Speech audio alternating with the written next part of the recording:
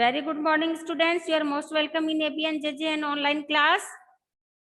हमने अभी तक एक्सरसाइज 2.2 में 2 क्वेश्चंस सोल्व कर लिए हैं। आज हम क्वेश्चन 3 से स्टार्ट करेंगे जो आपकी बुक के पेज नंबर 40 पे है। तो यहाँ पर हमने देखा कि एक्सरसाइज 2.2 में हम रीअरेंजमेंट करके अपने एडिशन को, अपने मल्टीप्लिकेशन को, प्रोडक्ट को हम बड़े ही इजी तरीके से सॉल्व कर सकते हैं।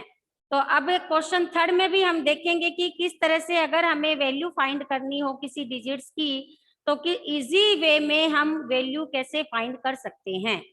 तो यहाँ पर हमारा फर्स्ट क्वेश्चन मैं आपको बता रही थी 297 इंटू 17 प्लस 297 इंटू 3, ये आपका फर्स्ट क्वेश्चन। इसमें आप देखो कि यहाँ पर मल्टीप्लाई करना है और यहाँ भी मल्टीप्लाई करना है, फिर इन दोनों के मल्टीप्लाई का आंसर जो आएगा और इन दोनों के मल्टीप्लाई करने से जो आंसर आएगा उन दोनों को हमें ऐड करना है।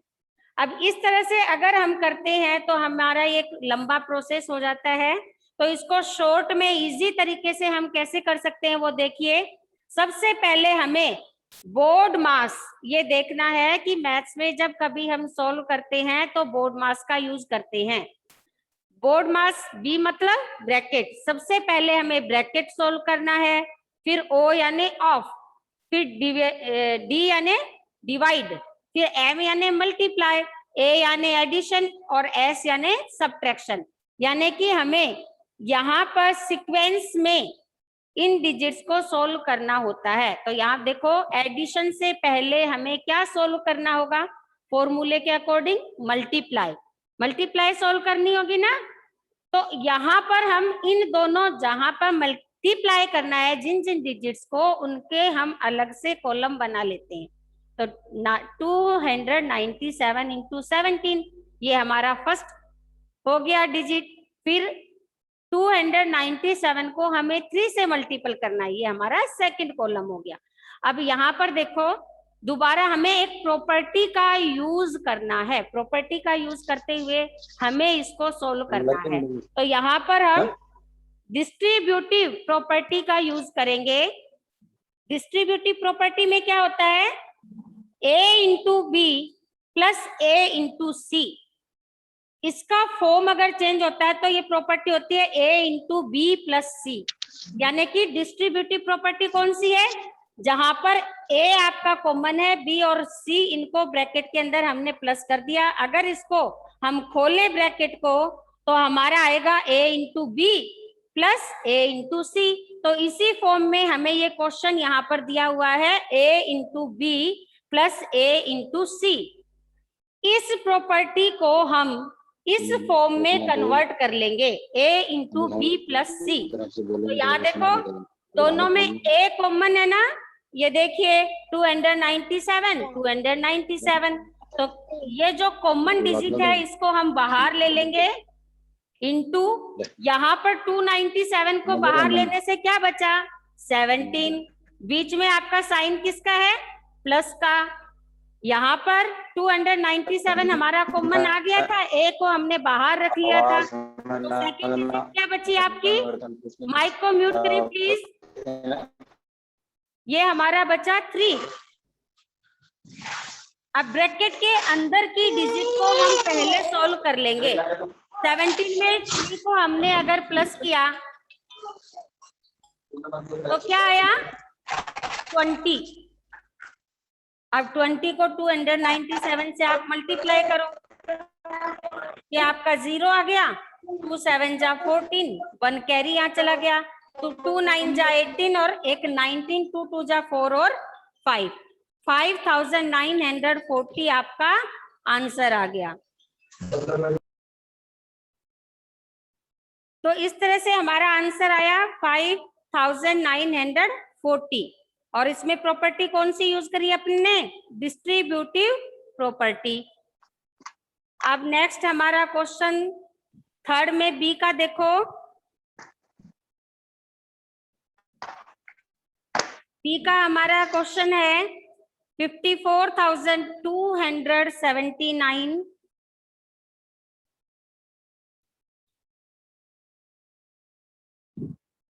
Into 92 plus 8 into 54,279। ये हमारा क्वेश्चन हो गया बी पोर्शन, हमारा बी पार्ट। यहाँ पर अगेन आप देखो मल्टीप्लाई और मल्टीप्लाई, ठीक है, इनका अलग से हमने कॉलम बनाया। अगेन हमारी प्रॉपर्टी वही हमें मिली है, ए इंटू बी डिस्ट्रीब्यूटिव प्रॉपर्टी, जिसमें हमें किस फॉर्म में क्वेश्चन मिला है, ए इंटू बी प्लस ए इंटू सी। ये हमें मिला है ए इंटू बी प्लस ए इंटू सी। इसको अगर हम ऐसे भी लिखें तो भी आंसर में कुछ फर्क नहीं पड़ता है। ओके, अब इन दोनों में आप देखो कौन सी डिजिट हमारी कॉमन है, ए।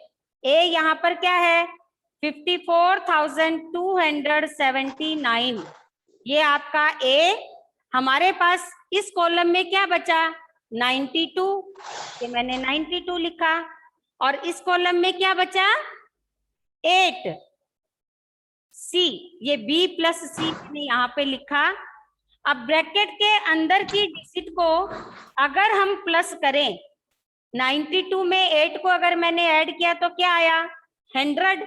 अब यहाँ पर देखो 100 आने से हमारा मल्टीप्लाई इजी हो गया ना, क्योंकि हमें ओनली ये डिजिट एज इट इज लिखते हुए 100 की 20 यहाँ पर लगानी है, और हमारा बड़े ही इजी तरीके से ये सॉल्व हो गया क्वेश्चन।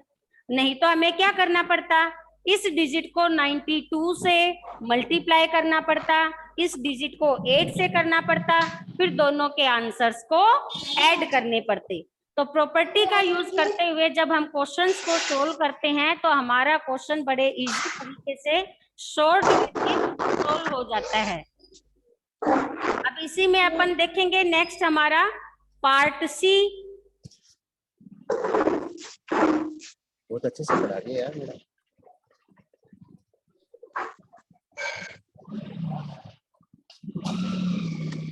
पार्ट सी में हमारा क्वेश्चन है 81,265। मैम बार-बार कोई अपना कैमरा ऑन कर रहा है।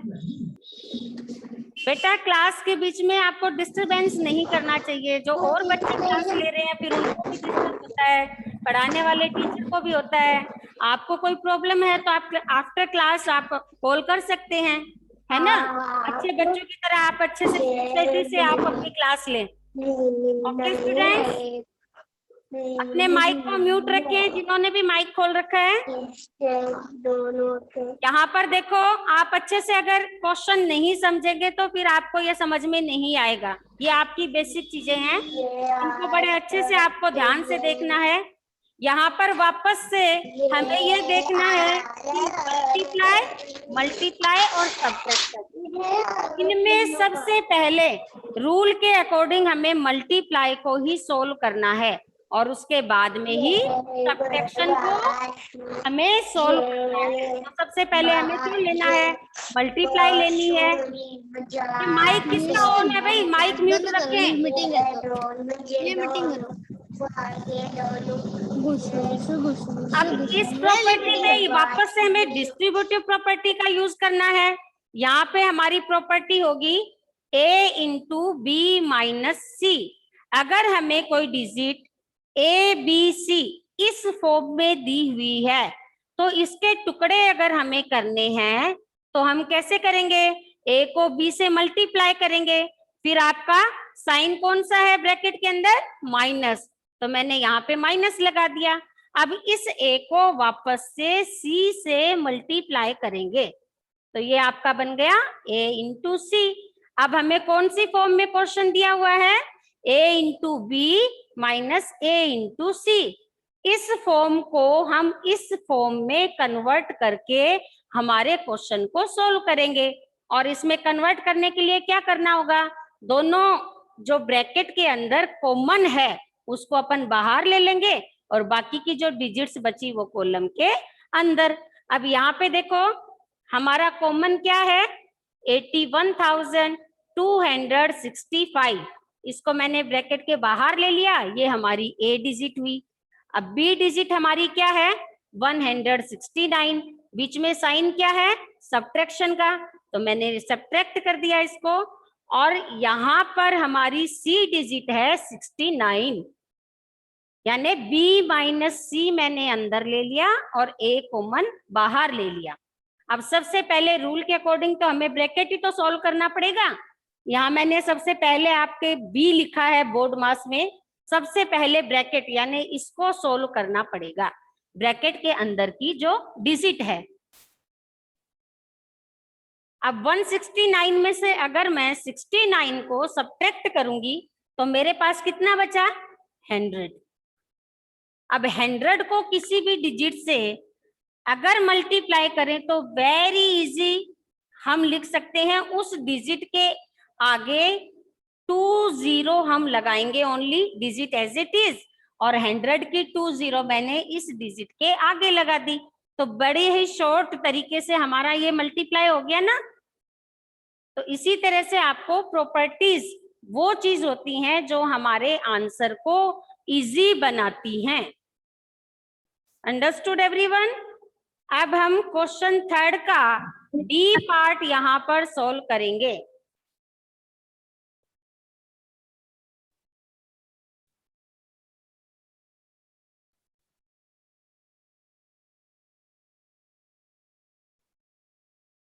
डी की हमारी डिजिट्स हैं 3845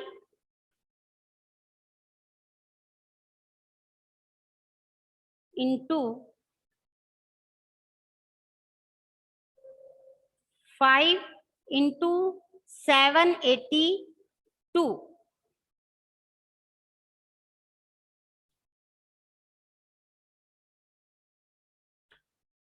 प्लस 769 इंटू 25 इंटू 218। यहाँ पर अभी तक हमने जो किया था उससे थोड़ा सा अलग हमारा क्वेश्चन है। ये देखिए हमें मल्टीप्लाई मल्टीप्लाई दिया हुआ है, मल्टीप्लाई मल्टीप्लाई और ये एडिशन। लेकिन अब आप लोग देखोगे कि इसमें अभी तक तो हमने जो एक हमारा कॉमन डिजिट था उसको ब्रैकेट से बाहर लिया, इसमें तो हमें कुछ भी कॉमन नहीं दिख रहा है। तो उसके लिए हमें इजी बनाने के लिए थोड़ा सा और सोचना पड़ेगा कि हम क्या कर सकते हैं कि इसमें से कोई डिजिट हमें ऐसी मिल जाए जो कि हम कॉमन ले सकें।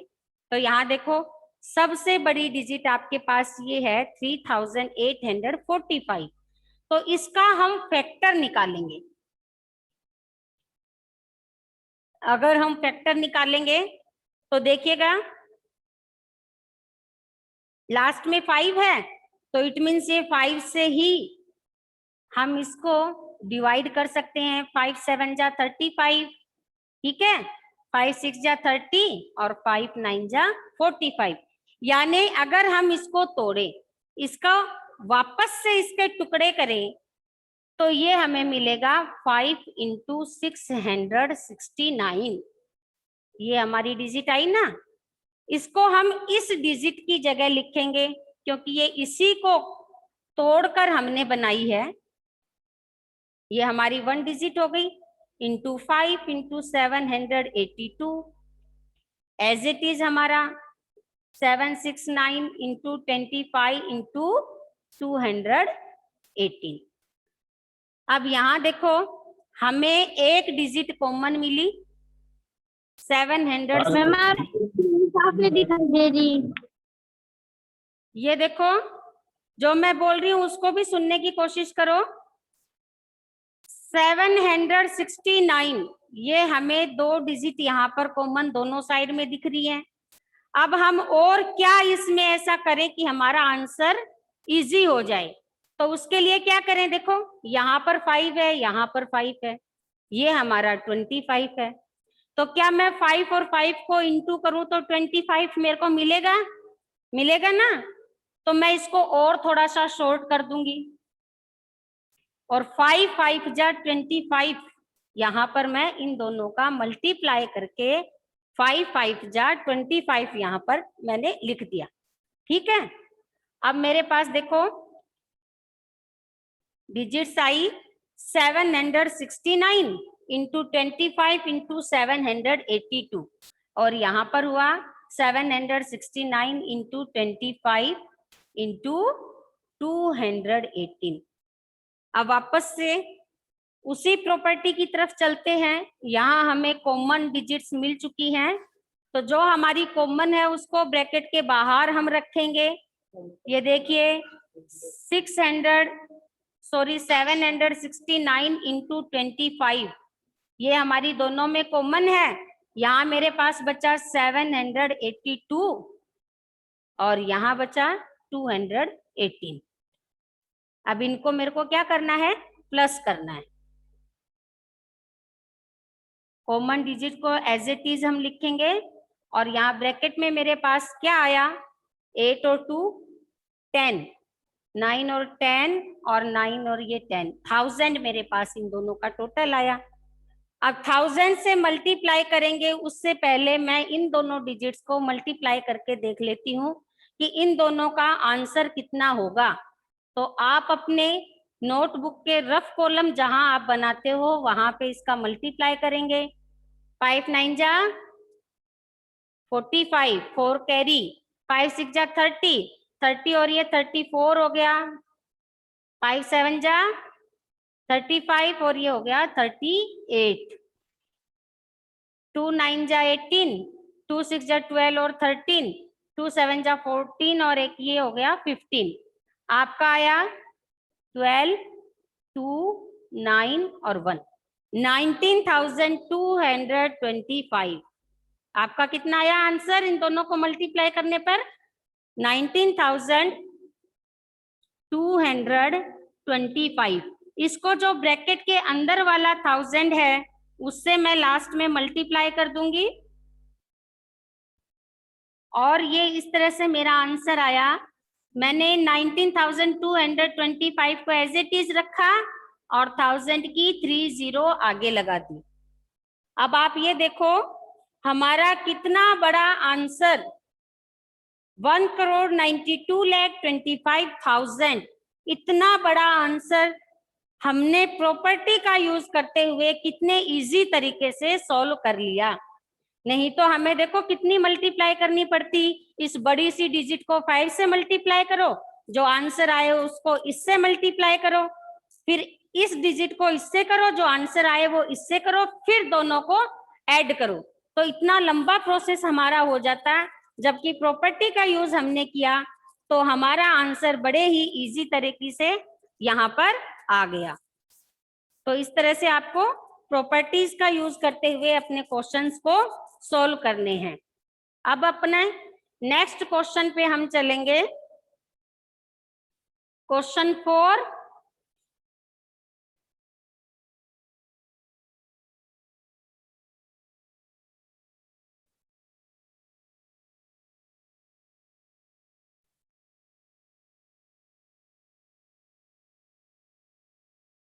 क्वेश्चन 4 देखिए, find the product using suitable properties. Again हमें प्रॉपर्टीज का यूज करते हुए प्रोडक्ट, इन जो डिजिट दी हुई हैं उनका प्रोडक्ट फाइंड करना है।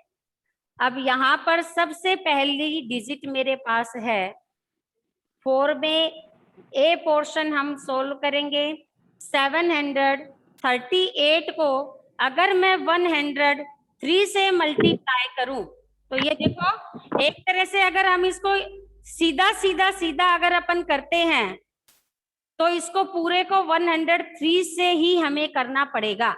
लेकिन अगर हम इसको ये देखिए 103 को क्या मैं किसी दूसरे फॉर्म में लिख सकती हूँ, कर सकती हूँ क्या, कर सकते हैं। इसको अगर हम तोड़ें, हम वापस से अपनी इसी फॉर्म में a इंटू बी प्लस सी में अगर लिखना चाहें तो b प्लस सी के लिए हम 103 को ये देखो 100 प्लस 3, अगर मैं 100 प्लस 3 लिखूं तो भी मेरा 103 होगा। तो मैंने ये b बनाया और ये c बनाया ताकि अपने आंसर को मैं इजी तरीके से ला सकूं। अब हमें करना क्या होगा, अगर हमारे पास a into B plus C है तो हमें क्या करना होगा, a into B plus a into C. तो इस फॉर्म में हम अब क्वेश्चन को लिखेंगे, a इंटू बी। अब बीच में ये प्लस का साइन है ना मेरे पास, +3, तो मैंने प्लस का साइन लगाया। अब अगेन मेरे पास ये a है और इंटू सी। अब यहाँ देखो ये कितना इजी है, अगर मैं 738 को 100 से मल्टीप्लाई करूंगी तो मेरे को ओनली 100 की 2 0 आगे लगानी है, और 3 से एक छोटी डिजिट से हम 738 को मल्टीप्लाई करेंगे तो बहुत ही जल्दी, वेरी सुन हम इसको कर सकते हैं। 3 8 जा 24, 2 यहाँ पर कैरी, 3 3 जा 9, 9 और 2 11, 1 कैरी, 2 3 7 जा 21 और ये 22। तो इस तरह से मेरे को क्या मिला, 2214।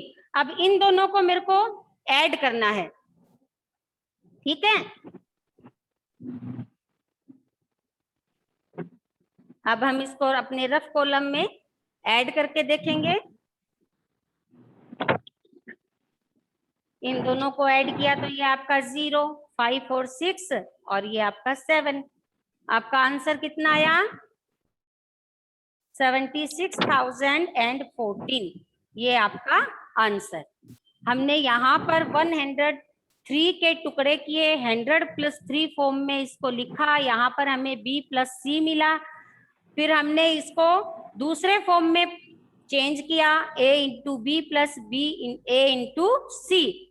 अब a और b को मैंने मल्टीप्लाई किया, a और c को मल्टीप्लाई किया, फिर दोनों के जो आंसर आए उनको प्लस कर दिया। इस तरह से ये हमारा क्वेश्चन यहाँ पर कंप्लीट हो गया। अब इसी में क्वेश्चन बी आप देखिएगा, पार्ट बी कैसे करना है।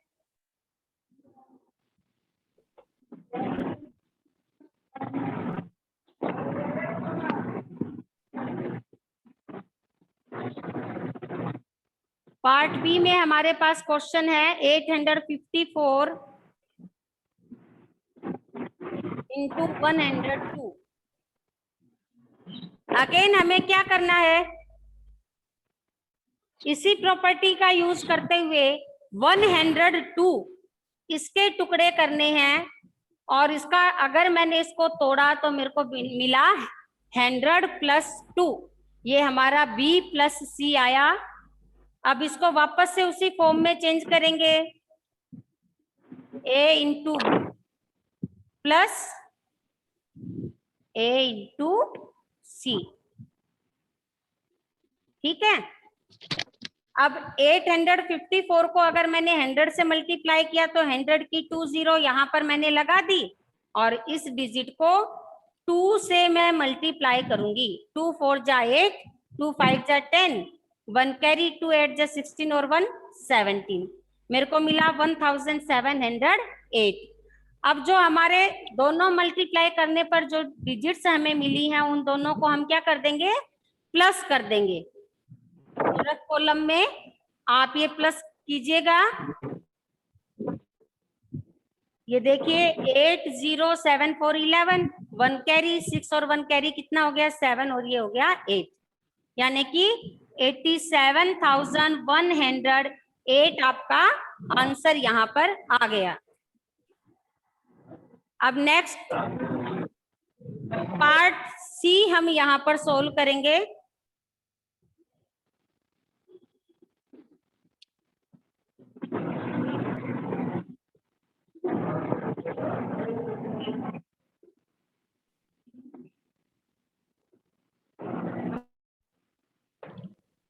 हमारा पार्ट सी है 258 इंटू 1008। अगेन हम क्या करेंगे, इसको 1000 + 8 के फॉर्म में लिखेंगे, और 258 को मैं पहले तो 1000 से मल्टीप्लाई करूंगी, ये प्लस फिर 258 को 8 से मल्टीप्लाई करूंगी। 1000 से मल्टीप्लाई वेरी इजी है, मैंने 1000 की 30 यहाँ पे लिखी, और अगर 258 को मैं 8 से मल्टीप्लाई करूं तो अपना आंसर आएगा 2064। अब इन दोनों को हमें ऐड करना है, आप अपने रफ कॉलम में ऐड कीजिएगा। हमारा आंसर आएगा 26,064। ओके, यहाँ पर देखिए अपन करके देख लेते हैं।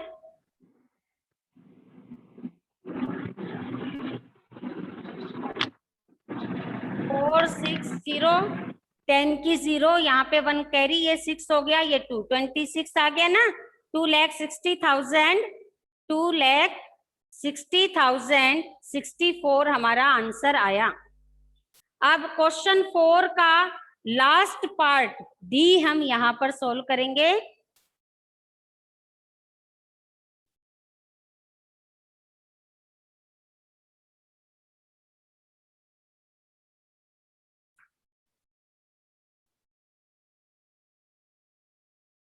डी में हमारे पास है 1005 इंटू 168। अगेन हमें क्या करना है, 1000 प्लस 5, इसको टुकड़ों में तोड़ देना है। और अगर मैं इसको पहले लिखूं तो भी हमारे आंसर में कुछ फर्क नहीं पड़ेगा, तो मैंने इसको a into B plus C के फॉर्म में लिखा। अब यहाँ पर a into B plus a into C. 1000 से अगर मैंने इसको 168 को मल्टीप्लाई किया तो आगे मैंने 1000 की 30 लगा दी, और 168 को अगर अपन 5 से मल्टीप्लाई करते हैं तो अपना आंसर 840 यहाँ पर आएगा। अब इन दोनों को मेरे को ऐड करना है, तो वेरी इजी, ऊपर क्योंकि तीनों 0 हैं तो मैं एज इट इज यहाँ पे ऐसे लिख दूंगी। ये हमारा आंसर 1,68,840 आपका यहाँ पर आंसर आ गया। इस तरह से आज हमने प्रॉपर्टीज का यूज करते हुए क्वेश्चन 3 और 4 यहाँ पर सोल्व करे हैं। आप सभी बच्चों को ये जो दोनों क्वेश्चन है इनका रिवीजन अपने रफ नोटबुक में भी करना है, ताकि आपको अच्छे से प्रॉपर्टीज का यूज करना आ जाए, और उसके बाद में मैथ की नोटबुक में आपको ये दोनों क्वेश्चन करने हैं। ओके स्टूडेंट्स, आज की क्लास में इतना ही। कल हम फिर क्वेश्चन 5 से स्टार्ट करेंगे अपनी क्लास।